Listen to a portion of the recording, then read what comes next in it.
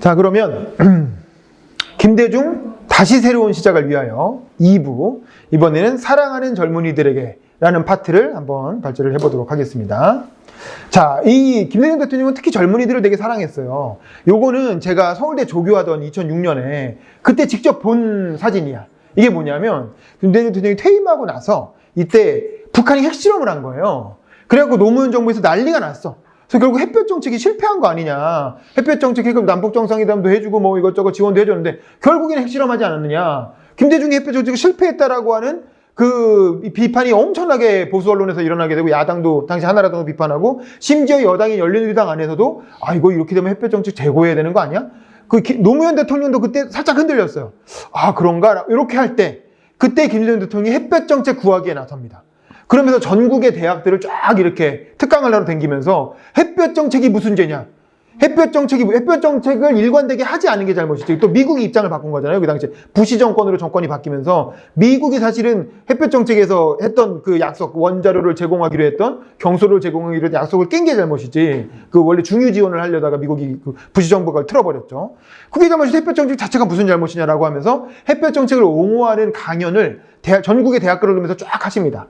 그리고 그 강연의 일환으로 서울대에 왔을 때의 사진이에요. 여기 보면 제가 이때 조교라서 저는 맨 앞줄에 앉아가지고 좋은 자리 딱 맡아서 앞에서 보고 있었는데, 이게 1200명이 들어가는 문화관 중강당, 제일 큰 강당이에요, 서울대에 있는. 근데 1200명이 자리에 다 앉았는데도 줄을 쫙 늘어선 거야. 뒤에 몇백 명이 더 늘어선 거야. 들어오지 못하고 있는 거야. 그 김대중 대통령이 그 얘기를 듣고 뭐라고 하냐면, 여기 계신 분들 중에 저한테 해익 끼칠 사람 없지 않느냐.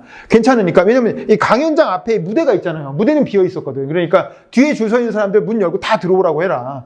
그래갖고 요 무대 앞에 앉히면 되지 않느냐. 그래갖고 이 대학생들이 김대중 대통령이 요 바로 코앞까지 다 앉은 거예요.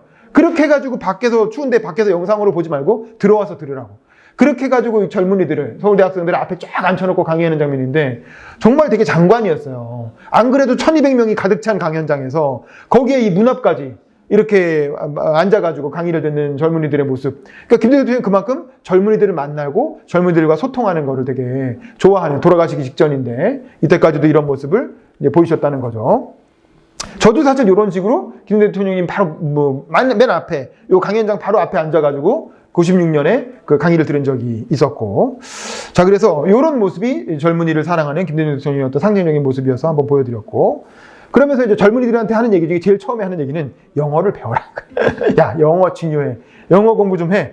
그 48세에 망명 생활을 하면서 처음으로 영어 공부를 했다는 거야. 김대중 대통령은 일본어는 아주 능통했어요. 거의 뭐 일본 사람이랑 똑같이 네이티브 스피킹이 되는 사람. 왜냐면 일제시대 사람이기 때문에. 그래서 이제 일본에 망명 갔을 때도 아무 불편 없이, 그래서 일본에서 처음 망명 생활을 시작한 거예요. 근데 미국으로 건너가 보니까 말이 안 통하니까 너무 불편하더라는 거야. 그래서 미국에서 처음으로 제대로 된 영어 공부를 시작했다는 거예요. 그리고 연금 생활, 가택연금 중에도 외신 기자들이 와가지고 인터뷰를 해야 되는데, 뭐 통역하는 사람들을 집안에 둘 수가 없잖아. 뭐 가택연금 돼 있는 상황에서. 그러니까 본인이 공적 공부에서 떠듬떠듬 영어로 인터뷰를 했다는 거야. 예. 그리고 또 76년과 80년에 아까 말한 것처럼 감옥에 갇히고 나서 이 문법책을 들어오라 그래갖고 문법책을 열심히 공부를 했다는 거예요. 그래서 이제 영어를 떠듬떠듬 이렇게 망명 생활에 회화 좀 하다가 감옥에서 문법 공부를 해가지고, 그래서 문법을 완전히 완벽하게 마스터를 했다는 겁니다. 그래서 젊은이들한테도 발음이 중요한 게 아니라 문법이 중요하다. 그래서 이제 문법 공부 열심히 하라고 굉장히 강조를 하십니다. 그리고 이 사례로 유명한 에피소드인데, 미국의 ABC라고 하는 공영방송이 있잖아요. 미국의 전국 방송 중에 하나가 ABC죠. ABC의 나이트라인이라고, 우리 지금 100분 토론 같은 것 같아요. 거기에 나가서 TV 토론을 했던, 영어로 TV 토론을 했던 경험, 이 얘기가 나옵니다. 그걸로 얘기로 자신감을 얻게 됐다는 건데, 이게 뭐냐면 그 당시에 한국의 민주화, 뭐 박정희 전 군사 독재 시절이니까 한국의 어떤 군사 독재와 민주화에 관한 주제를 갖고 토론을 하는데, 박정희 정권에서 파견한 여당 측의 대표가 한 2명인가 나오고, 그러니까 원래 지금도 패널 하면 그렇죠. 정치인 2명, 평론가 2명 이렇게 맞추잖아요. 2대2로 맞추잖아. 근데 이상하게 이날은 저 보수 쪽에서는 그 여당 측 정치인하고 여당 측 평론가 이렇게 나왔는데, 지금 그 야당 쪽에서는 김대중 대통령은 나왔는데 평론가가 아무도 나올 사람이 없었던 거야. 왜냐하면 미국에는 그 박정희 정권 비판하는 평론이 나오면 교수들이 불이익 볼 거 아니에요. 그러니까 아무도 나오겠다는 사람이 없어서 2대1로 토론을 해야 되는 상황에 처하게 된 거예요. 그래서 너 불리하면 나오지 마라 그랬는데, 김대중 대통령은 어쨌든 방송에 나가서 미국인들을 대상으로 얘기할 수 있는 좋은 기회니까 불리하지만 나갔다는 거야. 저 영어로 토론을 하는데 얼마나 어려웠겠어요. 그리고 저쪽은 완전히 미국 유학 갔다 온 박사 출신이라 영어가 완전히 쌀라쌀라 능통한 사람이고 본인은 떠듬떠듬 하는데 그럼에도 불구하고 그걸 거절하지 않고 나가서 토론을 했고 거기서 이제 거의 토론이 끝나가니까 이제 저쪽에서 이제 반박하는 얘기를 영어로 사사사 하고 시간이 다 되니까 끝내려고 하더라고요. 카플이라고 하는 사람이 그때 앵커였는데 끝내려고 하니까 갑자기 이제 이대로 끝나면 자기가 논쟁에서 지는 걸로 끝나게 생긴 거야. 그러니까 마지막에 미스터 카플, 웨이트 이렇게 하면서 영어로 하고 발언권을 얻어가지고 마지막에 이제 저 사람이 한 말은 사실 왜곡한 거고 실제로는 아니다라고 해서 쫙 영어로 설명을 했다는 거야. 그리고 나서 방송이 딱 끝나니까 김대중이 마지막에 반론한 걸로 방송이 딱 끝난 거야. 그러니까 그 토론 전체가 김대중이 이긴 걸로 이렇게 보여지게 되는 거죠. 그래서 여기저기서 그 토론 끝나고 나서 여기서 엄청나게 격려 전화가 전국에서 많이 왔다는 거야. 그래서 김대중 선생님 어떻게 이렇게 영어를 잘하시냐고. 사실은 영어 잘 못했는데 본인이 영어를 잘해서가 아니라 자기는 진실을 말했기 때문에 그래서 이긴 거다라고 얘기를 하십니다. 그게 이제 이 사진이죠. 유튜브에서도 역전의 PD라는 콘텐츠에서 이게 나오는데 이 ABC 뉴스에서 이렇게 토론했던 당시 사진 이런 것도 찾아보시면 나오고요. 그리고 흉내를 내도 창조적으로 내라는 거죠. 그래서 6대 국회의원 시절에 베스트 드레서로 뽑혔는데 그때 사실 국회의원 시절에 김대중은 되게 몸도 좋고 옷도 잘 입었어요. 그러니까 무릎 다치기 전에 고관절 다치기 전에 김대중은 굉장히 호리호리하고 날씬한 분이었는데 어쨌든 이때 베스트 드레서로 뽑혔던 이유는 자기가 이제 아주 유명한 연예인의 정장을 보고 그거를 양장점에 가서 맞추되 자기 몸 체형에 맞게 조금 디자인을 바꿨다는 거죠. 그래서 베스트 드레스로 뽑혔다는 거야. 그래서 창조적으로 바꾸는 게 중요하다. 모방을 하더라도 그 얘기를 하는 거예요. 그래서 나침반이나 종이나 증기기관 같은 게 다 발명은 중국에서 했다는 거예요. 근데 활용은 다 영미권의 서구에서 했잖아. 그래갖고 서구가 세계를 정복했잖아. 이제 그것처럼 발명을 하는 게 중요한 게 아니라 창조적으로 모방하는 게 중요하다는 거죠. 그래서 창조적으로 모방 발전시키는 게 오히려 발명보다 훨씬 중요할 수 있다. 그래서 우리 민족도 창조적 모방을 안 했으면 진작에 중국화됐을 거다. 왜냐면 성리학이라는 유학이라는 학문은 중국이 발명한 거잖아요. 근데 우리나라가 성리학을 가져와서 중국보다 훨씬 더 발전시켰다는 거지. 퇴계나 이황이나 율곡 같은 거 보면. 그래서 결국에는 이 창조적 모방이라는 게 얼마나 중요한가 얘기하면서 항상 자기는 아들인 김홍일 의원이 그 목포 지역구로 물려받아갖고 국회의원이 됐잖아요. 근데 자기는 아들한테 얘기할 때도 절대 너는 제2의 김대중이 되려고 하지 마라. 나도 존경하는 사람이 많지만 나도 제2의, 그러면서 나도 충무공을 존경했지만 나도 제2의 이순신이 되려고 한 적이 없다. 나는 김대중이지 내가 제2의 누가 되려고 하지 않았다라는 거죠. 마찬가지로 김홍일 의원한테도 너도 김대중 아들이지만 제2의 김대중 되려고 하지 마라. 근데 김홍일이 돼야 된다. 항상 그런 식으로 얘기해서 누군가를 모방하는 건 좋지만 흉내내고 모방하는 건 좋지만 창조적으로 해야 되고 제2의 누가 될 생각을 하지 말고 너 자신이 되라. 이런 얘기를 하신 겁니다. 그리고 인내가 중요하다는 거야. 그래서 하루만 참으라는 거죠. 그래서 나의 일생을 돌아보면 내 인생이라는 건 그야말로 참는 인생이었다는 거야. 참고 또 참지 울긴 이런 노래도 있죠. 그래서 이제 저는 김대중 대통령 보면은 우리 일본 역사에 비유하면 도쿠가와 이에야스 같은 사람. 그 유명한 얘기 있잖아요. 책에 나온 유명한 비유 있잖아요. 그래서 오다 노부나가는 두견새가 울지 않으면 목을 잘랐다는 거잖아요. 그리고 도요토미 히데요시는 두견새가 울지 않으면 어떻게든 꾀를 내가지고 울게 만들었다는 거죠. 그리고 도쿠가와 이에야스는 두견새가 울지 않으면 울 때까지 기다렸다는 겁니다. 근데 결국 도쿠가와 이에야스가 천하를 먹었잖아요. 마찬가지로 김대중도 참는 게 중요하다는 거예요. 참는 게. 그러니까 그리고 어떤 일을 해서 10년 정도는 한 우물을 파라는 거야. 그래서 한국인의 결정적인 결함이 두 가지, 나는 한국인을 되게 높게 평가하는데 두 가지 결함이 있더라 이거야. 뭐냐면은 인물을 키우지 않는 거. 조금 누가 뜬다 싶으면 어떻게든 흠을 찾아내가지고 끌어내리는 거하고, 그 다음에 너무 성급하게 행동하더라는 거죠. 그런 걸 보여주는 게 4.19 때나 6.29 선언 이후에 학생들, 그러니까 학생운동하는 애들 보니까 너무 성급하더라는 거야. 4.19 나니까 갑자기 북한하고 통일하자고 가자 북으로 오라 남으로 만나자 판문점에서 이러면서 막 나가니까 그게 군부 쿠데타의 또 명분을 나중에 주게 되잖아요. 그리고 6.29 이후에도 마찬가지고. 그래서 이런 성급한 행동이 오히려 이를 그르친다는 거죠. 그래서 진정한 사랑과 자비라는 건 인내에서 나온다는 거죠. 참을 줄 알아야 사랑도 할 수 있고 자비도 실천할 수 있다는 거고, 그래서 정말 힘들더라도 그래 딱 하루만 두고 보자 이렇게 얘기하는 거야. 그래서 뭔가 너무 빡쳐가지고 뭔가 하고 싶을 때 그때 아니야 딱 하루만 두고 보자 라고 해서 하루만 참아보라는 거야. 하루만 참고 다음날 한번 다시 생각해 보라는 거죠. 그래서 오래 참는 마음이 사랑과 화합의 출발점이다. 그래서 이건 부부지간에도 마찬가지고 정치도 마찬가지고 항상 너무 화가 났을 때 화난다고 질러버리는 게 아니라 하루만 참는 그런 걸 한번 실천해 보라는 거예요. 그게 이제 젊은이들한테 하시는 얘기고. 그래서 경청이 최고의 대화. 그러니까 참는 거의 기본은 다른 사람들의 얘기를 들어주는 거죠. 그래서 민주주의라는 건 결국 뭐냐? 대화의 정치라는 거예요. 아까 박정희 대통령도 아까 김대중 대통령도 박정희 대통령과 마지막까지 대화를 시도했던 게 대화를 하는 게 결국 민주주의 아니냐. 그래서 자기가 보기에 당시 운동권 학생들이나 혹은 노동자, 노조 대표들 이런 급진적인 어떤 진보 운동을 하시는 분들은 대화하기가 너무 어렵더라는 거야. 자기 얘기만 하려고 하고 뭔가 남이 하는 얘기는 안 들으려고 하더라는 거야. 본인 대화해보니까.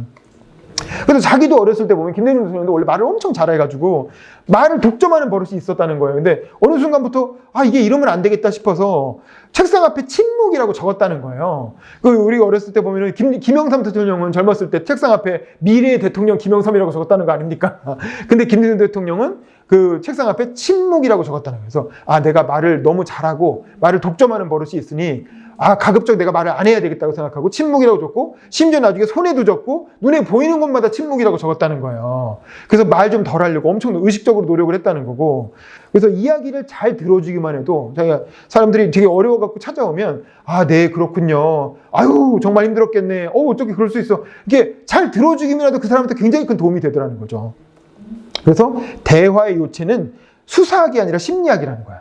상대의 말을 잘 들어주는 심리학. 상대방의 마음을 잘 파악해서 그 사람이 어떤 점이 힘들겠구나라고 이해하고 들어주는 그 심리학이 바로 대화의 요차라는 거예요. 그러니까 수사학으로 말을 교묘하게 잘해갖고 상대를 설득하는 것도 물론 중요하지만 그거보다 진짜 중요한 건 심리학이더라. 상대를 들어주는 거. 그래서 세종대왕도 집현전에서 대화의 정치를 하지 않았느냐. 우리가 그런 걸 배워야 된다. 뭐 이런 얘기를 하시는 겁니다. 그 다음에 비판의 기술. 근데 비판을 해야 될 때가 있겠죠. 그 비판은 어떻게 해야 되느냐. 인류의 역사는 결국 비판을 통해서 발전해 왔다는 거죠. 그래서 정자산이라는 거 이제 그 춘추전국 시대에 유명한 관료인데 이 사람이 비판의 세 가지 장점은 뭐냐면 그 국가의 잘못을 알게 하고 그거를 정책을 제시하고 그거를 고칠 수 있게 해주기 때문에 비판이라는 건 그 어떤 사람들이 이제 비판이고 너무 많이 하는데 억압해야 되는 거 아니냐라고 하니까 무슨 소리냐. 비판이 얼마나 국가에 큰 도움이 되는다라면서 이제 설득했다는 거거든요. 그래서 조선에서도 사관원이라든가 사헌부라든가 뭐 홍문관이라든가 그런 다양한 어떤 제도적 장치를 통해서 비판을 되려 장려했다는 거죠. 비판하는 기구를 설치하고 비판이 직업인 관료들을 이른바 대간이라고 하는 관료들을 육성해서 계속 비판을 들었다는 거죠.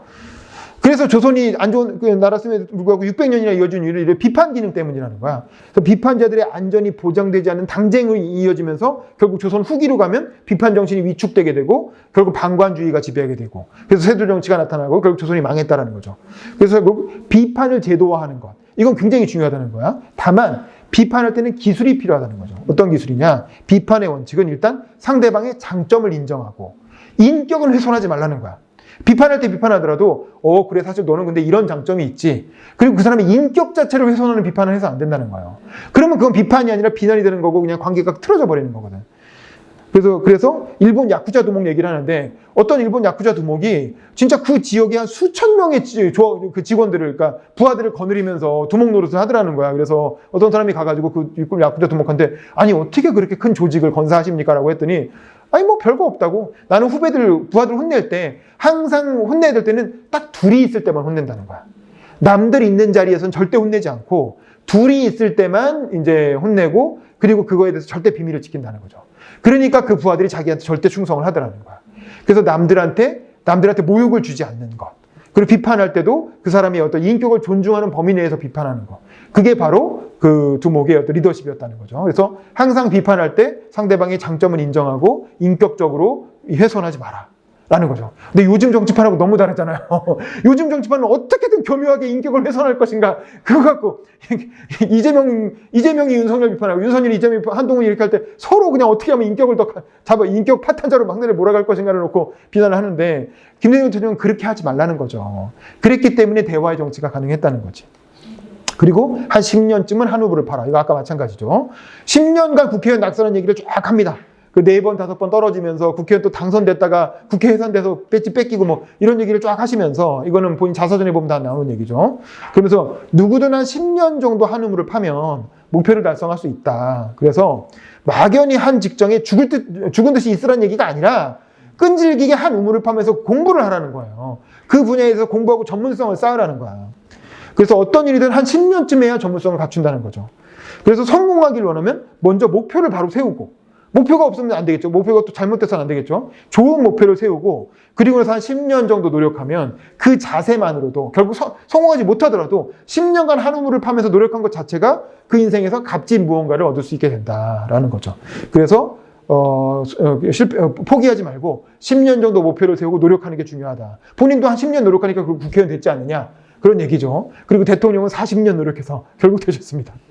자, 그리고 사람을 섬기기를 하늘같이 하는 게 중요하다. 그러니까 특히 정치하는 사람들한테는 자기가 이제 91년 9월에 모스크바 대학에서 강연한 얘기를 해요. 그러면서 이런 얘기를 해요. 냉전이 해체된 게 91년이니까 냉전이 해체된 직후잖아요. 많은 사람들이 이게 자본주의가 승리하고 사회주의가 패배한 거 아니냐 이렇게 받아들이는데 자기가 보기엔 아니라는 거야. 그게 아니라 공산국가가 몰락한 건 민주주의를 안 해서 그렇다는 거야. 아까 말한 것처럼 민주주의는 비판을 제도화하는 제도인데 공산국가는 민주주의를 억눌러 갖고 비판을 못하게 했기 때문에 내부에서 문제점이 골마 터져서 몰락한 거지. 이게 자본주의가 승리해갖고 사회주의가 패배한 게 아니라는 거죠. 오히려 민주주의가 승리하고 비민주주의가 패배한 거라는 거죠. 이런 식으로 쫙 이렇게 그 냉전의 해체에 대해서 설명을 하니까 그 모스크바에서 강의됐던 그 교수들이나 사람들이 깜짝 놀라갖고 와, 이걸 이렇게 설명하는 사람 처음 봤다고. 그러면서 뭐 엄청나게 이렇게 칭찬을 했다는 겁니다. 그러면서 한국에도 그러면 이제 니네 나라가 한국이 무슨 민주주의를 하느냐, 너네 얼마 전까지 봉건 왕조였지 않느냐라고 이제 비판이 들어온다 이거. 그래서 그때만 해도 한국이 이제 군사 독재가 계속 이어지고 있던 시대니까 한국이 과연 민주주의를 할 만한 토양이 있느냐라고 했을 때 아니다. 한국에는 건국서로부터 홍익인간, 널리 인간을 이롭게 하라 라고 했고 신라나 가야에서는 왕을 뽑을 때 합의추대를 했다는 거예요. 그리고 화백회의라는 데를 통해서 전원 만장일치로 합의추대했다는 거잖아. 그리고 동학의 인내청 사상 등 그러니까 우리나라의 역사를 쭉 설명을 하면서 민주주의적 전통이 세고 셌다라는 거야. 한국의 역사를 보면. 그러면서 예를 들면 판소리 춘향전도 이것도 춘향이가 인권과 투쟁의 서사다. 그러니까 여성이 자기의 어떤 인권을 찾기 위해서 투쟁하는 이야기 아니냐. 그러니까 뭐 이런 식으로 해석을 해요. 그러면서 이제 한국의 다양한 어떤 전통 문화 것들을 다 얘기하면서 여기에 다 민주적인 요소들이 녹아 있고 그래서 20세기의 민주주의가 보편화되면서 이제는 단순히 국가적 민주주의가 아니라 글로벌 데모크라시. 이게 이제 그때 노무현 대통령이 진보의 미래 그 마지막에 얘기했던 거랑 통하는 부분이죠. 그 민족적 민주주의를 넘어서서 어떤 보편적 세계 시민적 민주주의로 나아가야 된다라고 하는 그런 민주주의를 한 단계 발전시켜야 된다는 얘기까지 이 파트에서 언급을 하고 계십니다. 그리고 이제 정치에 관한 정치관, 김대중 특유의 어떤 정치관도 나오죠. 흙탕물 속에 연꽃이 피는 거죠. 그래서 정치인에 대한 비난과 매도를 들을 때마다 자기는 참 마음이 아프다라는 거야. 왜냐면 이것도 이제 노무현 대통령도 말년에 정치인을 위한 변명이라는 글을 썼잖아요. 정치하지 마라 이런 얘기 하면서.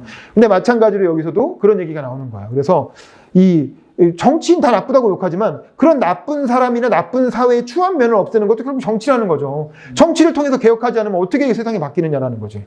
그래서 정치를 이렇게 비유합니다. 심산유곡에 핀 한떨기 순결한 백합화가 아니라는 거야. 그게 아니고 정치는 흙탕물 속에서 피어나는 연꽃이라는 거죠. 그게 정치라는 거고 그래서 정치는 더 의미 있는 거라는 거야. 그래서 먼저 좋은 제도를 세우고 그리고 나서 좋은 정치인을 지원해줘야 된다는 거죠. 그래서 김유신이나 신돈이나 이성계나 정도전이나 세종이나 조광조, 이율곡 이런 사람들이 그래도 우리나라에서 기억할 만하고 자랑할 만한 정치인 아니냐 이렇게 꼽으시고 신돈 들어가 있는 건 좀 신기하죠. 조광조 어쨌든 근데 이제 정도전, 세종 이런 거는 노무현 대통령이 꼽은 인물들하고 비슷하죠. 그러면서 이런 어떤 좋은 정치인을 길러내기 위한 국민의 예지와 책임감 있는 결단이 필요하다. 좋은 정치인을 알아볼 줄 알아야 되고 그런 정치인을 알아보고 나면 그런 사람들을 믿고 지원하고 키워주는 그런 국민들의 노력이 필요하다는 거죠. 그러면서 이제 지역주의에 대한 얘기도 합니다. 그러니까 자기가 자꾸 대통령 선거 떨어지니까 어떤 지지자가 와가지고 아이고 김대중 선생님 전라도가 아니라 강원도에서만 태어났어도 벌써 대통령 됐을 텐데 이렇게 한탄을 하는 걸 들었다는 거야. 근데 자기는 그 말을 듣고 펄쩍 뛰면서 화를 냈다는 거야. 나는 호남인으로 태어난 게 자랑스럽다. 그러면서 추악한 지역 감정에 굴복해가지고 강원도에서 태어나서 국회의원 대통령 이런 얘기 생각은 자기는 하고 싶지도 않다는 거죠. 그러면서 사실은 지역 감정이란 말도 잘못됐다는 거야. 왜 지역 감정이냐? 지역 차별이지. 그러면서 미국 얘기하죠. 미국의 인종 차별을 인종 감정이라고 얘기하지 않지 않느냐. 백인 감정, 흑인 감정 이렇게 얘기 안 하잖아요.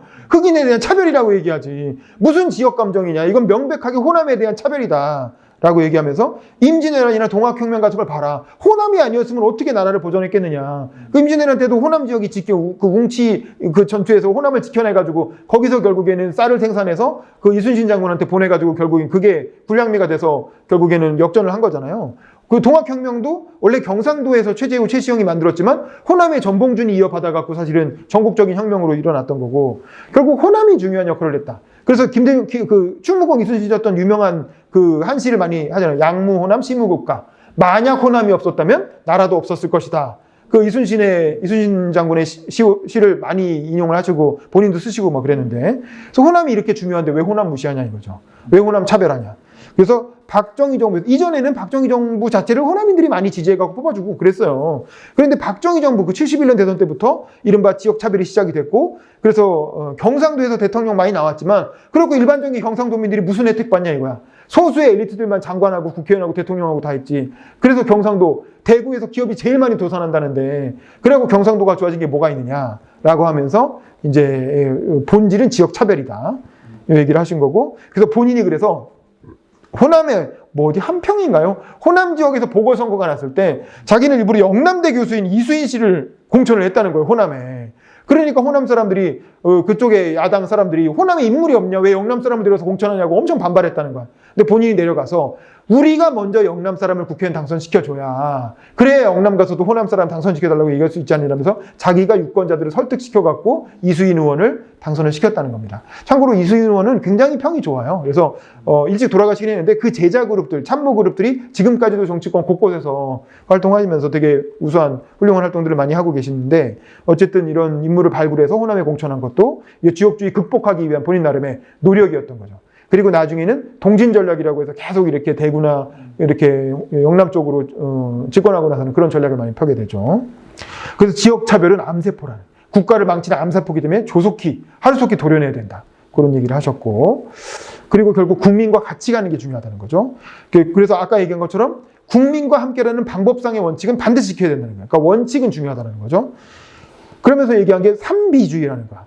자기는 항상 민주화 운동을 전 세계를 다니면서 망명 중에도 삼비주의를 지켰다는 거예요. 뭐냐면 비폭력, 그다음 비용공, 공산주의를 함께하지 않는다는 거예요. 비반미, 이게 중요한 게 비반미예요. 특히 이 비반미 때문에 운동권 강경파들하고 엄청 싸웠다는 거예요.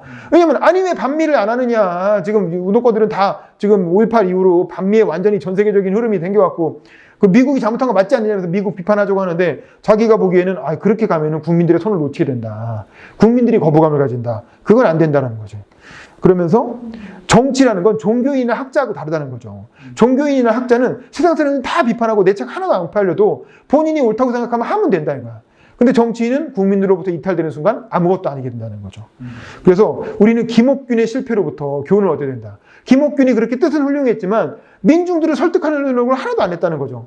그리고 오로지 일본군 몇백 명의 일본군의 힘만 믿고 쿠데타를 일으켰다가 3.1천하로 끝내게 되잖아요. 그래서 이 김옥균의 실패로부터 그 교훈을 얻은 서재필은 나중에 미국 유학에서 돌아와가지고 독립협회를 조직하게 되는 거죠. 그래서 국민이 항상 옳은 것은 아니지만 본인도 안다 이거예요. 국민은 어떨 때는 박정희 정권도 지지하고 전두환 정권도 지지해요. 그래서 불의한 세력이 1등 할 때도 있어요. 대통령 될 때도 있어요. 우리 좀 보고 있잖아요. 하지만 그럼에도 불구하고 결국 마지막에 우리가 믿을 건 국민밖에 없지 않느냐.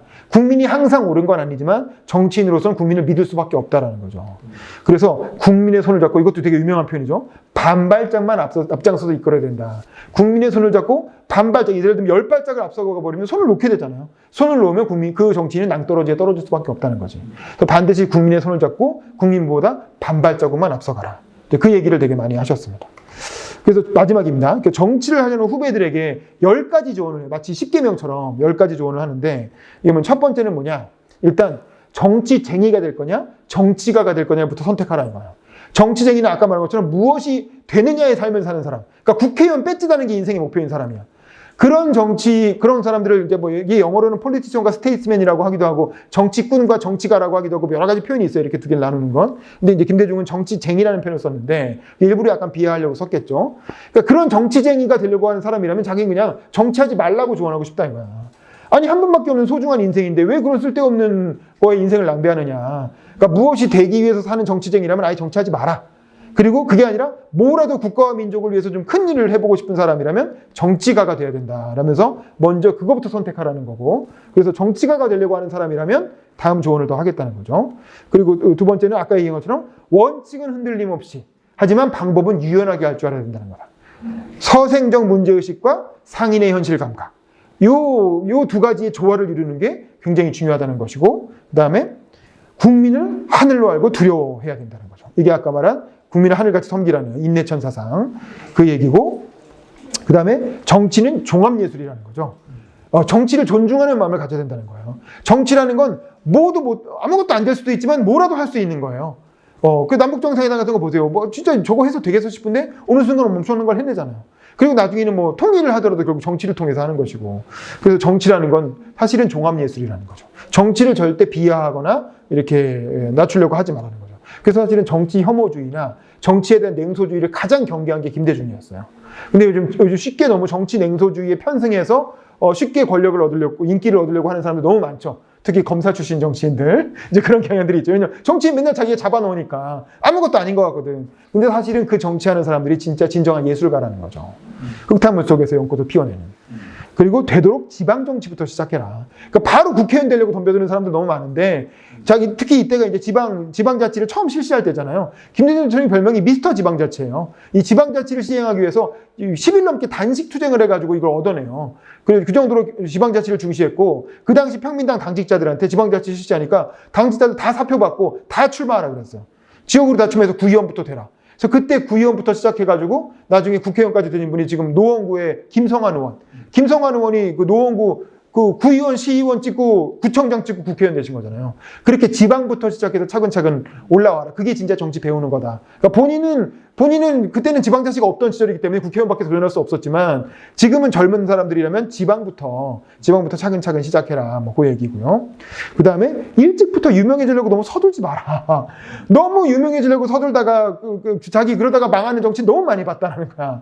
그래서 보면 떠오르는 사람들이 있죠. 너무 빨리 튀려고 하는 사람들. 그리고 빨리 주목받지만 그런 사람 빨리 주목받고 빨리 사라지잖아요. 그래서 그거보다는 차근하게 실력을 키우는 정치가가 되라는 거죠. 그래서 종합적이면서, 정치가 제너럴리스트이기 때문에 기본적으로 종합적이어야 되지만 그러면서도 자기 분야의 전문성은 있어야 된다는 거야. 김대중 같은 경우에는 경제가 전문성이었어요. 원래 기업인이었고 상임위 활동도 재정경제위원회에서 주로 했거든요. 그래서 기본적으로 경제 전문가로서 엄청나게 이렇게, 그래서 아까 그 대중경제론 같은 책도 썼잖아요. 경제 전문가로 어떤 그 인지도를 만들고 나서 그 다음에 이제 다른 분야에 대해서도 이렇게 펼쳐나가는 거죠. 마찬가지로 어떤 분야든 좋으니까 정치인으로서 자기 전문성, 대개 이제 상임위 활동이겠죠. 상임위 활동을 통해서 전문성을 쌓고 그걸 바탕으로 종합적으로 펼쳐나가는 거예요. 그래서 종합적이면서 전문성이 있어야 된다는 겁니다. 그 다음에 먼저 조직에 속해서 정당원이 되라. 정당을 가입하라 이거야. 정치는 혼자 하는 거 아니라는 거죠.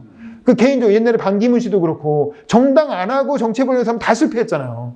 근데 결국에는 정당에 들어와야 그 조직적 기반을 가지고 정치를 할 수 있다는 거죠. 그래서 먼저 조직에 속해서 정당원이 되라는 거고, 또 하나는 신중하게 정당을 정하되 한 번 정하면 절대 바꾸지 마라.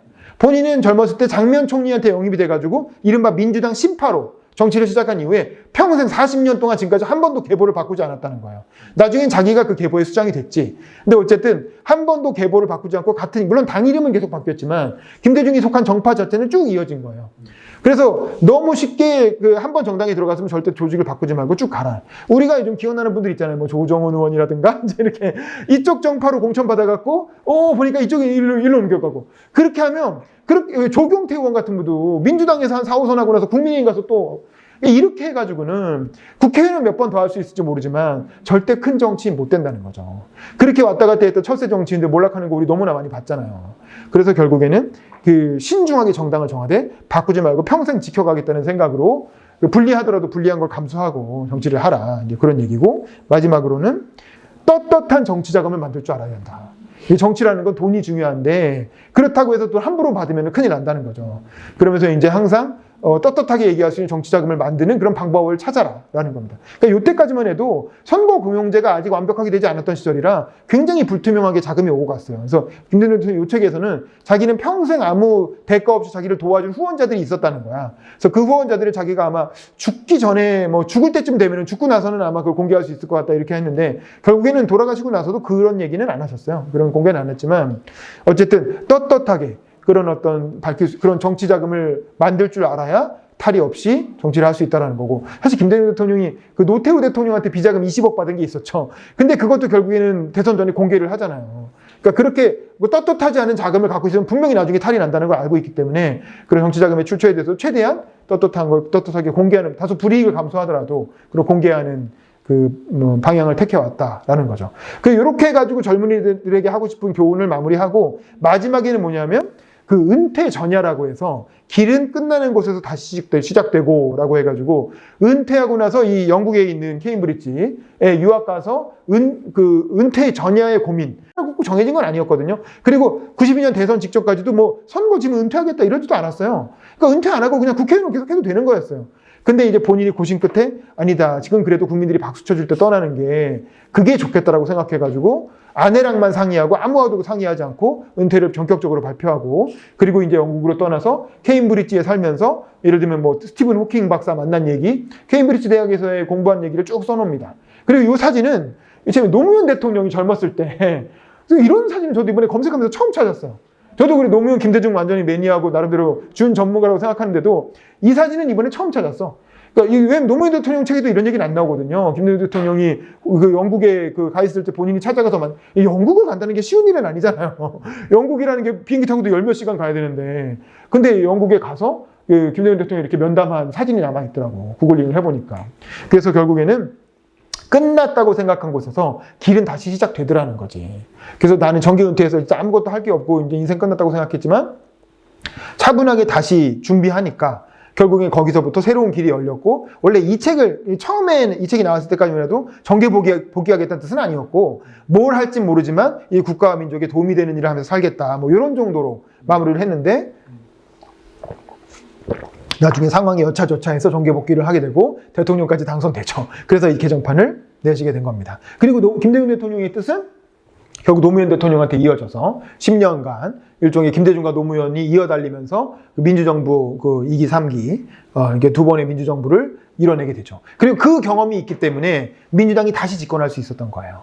사실은 그때 10년간 정권을 잡았을 때 엉망진창으로 했으면, 일본 민주당 보세요. 딱 3년 정권 잡았다가 그때 완전히 나라를 엉망진창으로 만들고 나서 지금까지 지지율이 뭐 5%, 10% 이거밖에 안 돼요. 그러니까 자민당이 독주할 수 있는 환경을 오히려 만들어줘 버렸어. 그래서 집권했을 때 잘하는 게 되게 어렵거든요. 민주당 정권도 사실 처음에 집권했을 때가 장면 총리 때였죠. 그때 딱 8개월, 9개월 만에 나라가 완전 엉망진창이 되니까 군사 쿠데타 일어나고 30년간 정권을 뺏겼잖아요. 그래서 한 번 집권했을 때 잘하기가 되게 어렵습니다. 정권 교체라는 게 되게 오랫동안 안 됐던 나라는 정권 교체했을 때 잘하기가 되게 어려워요. 근데 이 김대중 노무현이 그래도 둘이서 10년간 이어가면서 그래도 안정적으로, 근데 경제 성장률도 되게 안정적으로 뒷받침이 됐고 논란은 많았지만 그래도 우리나라가 엄청 발전한 시기였죠. 경제적으로나 문화적으로나. 그래서 이 시기가 있었기 때문에 결국 다시 민주당이 집권을 바라볼 수 있게 된 거죠. 그래서 길은 끝나는 것 같지만 끝나는 게 아니다. 끝나는 그곳에서 길은 다시 시작된다 라고 하는 어떤 교훈으로 오늘 강의를 마치도록 하겠습니다. 네, 감사합니다.